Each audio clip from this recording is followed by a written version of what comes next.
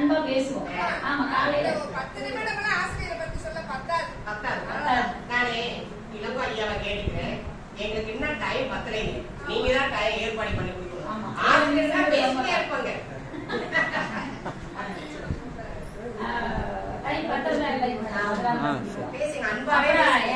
எல்லாருக்குமே ரொம்ப நன்றி. என்னன்னா எல்லாரும் பெண்களுமாவே பேசுறோம், அதையெல்லாம் ஆதரிச்சு கை தட்டுறீங்க. அது ரொம்ப ரொம்ப நன்றி. எங்களை முன்னிறுத்தி பாக்குறீங்க, அளவு பாக்குறீங்க, அது ரொம்ப ரொம்ப நன்றி எங்களுக்கு எல்லாருக்குமே. காலையில எல்லாருமே இவங்க எல்லாரும் டீச்சர் தான், ஆனா காலையில பிள்ளைங்களை எழுப்புறது எவ்வளவு கஷ்டம்னு அம்மாவாக உங்களுக்கு சொல்லியிருக்காங்க. பிள்ளைங்களை எழுப்பி ரெட்டச்சடை பின்னி பூ வைக்க வேணாம்னு டீச்சர் சொன்னாலும் மறைமுகமா பூ வச்சு அனுப்பி அழகு பார்த்து திருப்பி ஸ்கூலுக்கு அனுப்பி மறுபடியும் அவளுக்கு நல்லது கெட்டது சொல்லி கொடுக்கறது நாங்க அம்மாவை ஒரு ஆள் இருந்துதான் அவங்க வீட்டுல. நாங்க அனுப்பிவிடாம பிள்ளைகள் அங்க வராது. திருப்பி வயிற்று வலி, கை வலி, கால் வலி பசங்க அனுப்பி விடுறதுனாலதான் நீங்க பாடம் நடத்துறீங்க. வேலையே பெற்றோர் குழந்தைகளை அனுப்புறதுனாலதான் பாடம் நடத்துறீங்க. ஆமா, அதே மாதிரி நான் சொல்ல வர்றது இவங்க எதிரணிகளுக்கு நான் சொல்றது என்னன்னா அப்படின்னு நிறைய சொன்னாங்க, நிறைய விஷயங்களை சொல்லிட்டாங்க. நாங்கெல்லாம் இல்லைன்னா எதுவுமே இல்லை, இயக்கமே இல்லை. உங்ககிட்ட ஆளுமை இல்லைங்கிறத என்னோட வாதமே. இன்றைய ஆசிரியருக்கு ஆளுமை கம்மிங்கிறத என்னோட வாதமே. என்னென்ன சொல்லி கொடுத்துருக்கீங்க பிள்ளைங்களுக்கு? என்ன சார்? சரி, ஆமா, கூலிக்கு போடுறாங்க, கெட்ட வார்த்தை பேசுறாங்க, மரியாதை இல்லாம இருக்காங்க, எல்லாமே பண்றாங்க. அப்ப ஏன் நீங்க கவனிக்கிறது இல்ல? பள்ளிக்கூடங்கள்ல பிள்ளைகளை நாங்க வீட்டுல பண்ற நீங்க தான் பெரம்பு எடுக்க கூடாதுன்னா நான் கிள்ளி வைப்பீங்களே. பண்ணிருக்கலாமே, நான் வேணாம் சொல்லல. பெரம்பு எடுக்க கூடாது, கிள்ளி வைக்கலாமே, கிள்ளி வைங்க.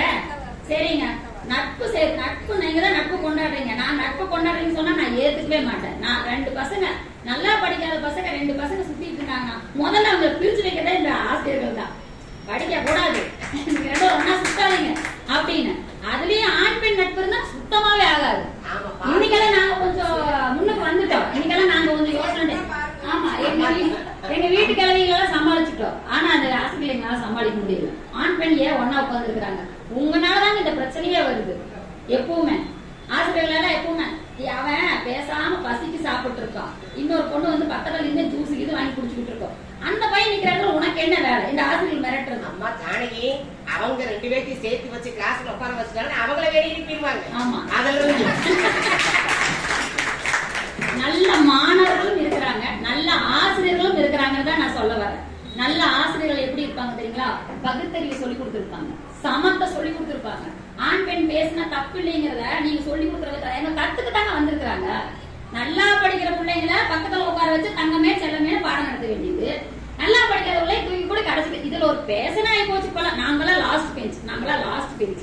இதுல ஒரு பெருமை வேற இந்த பசங்களுக்கு. இதுக்கெல்லாம் காரணம் தெரியுங்களா? உங்களை மாதிரி டீச்சர் தான். நல்ல பிள்ளைங்க ஏமா ஜானகி சொன்ன மாதிரி லாஸ்ட்லயே உட்கார வைக்கிறீங்க. நல்லா படிக்க அறிவே இல்லாத வர்ற பிள்ளைகளுக்கு அறிவை சொல்லி கொடுக்கறதா ஆசிரியர். உங்களோட ஆளுமை இல்லைன்னு சொல்றது நான் இதனாலதான் சொல்றேன். சிறந்த ஆளுமைகள் எங்க இருக்கு? ஒருத்தர் அவங்க நல்லா சரியா செய்யலைன்னா அதை சரியா ஒருத்தரை தனித்துவப்படுத்தி பாக்குறதுதான் ஒரு ஆசிரியர்.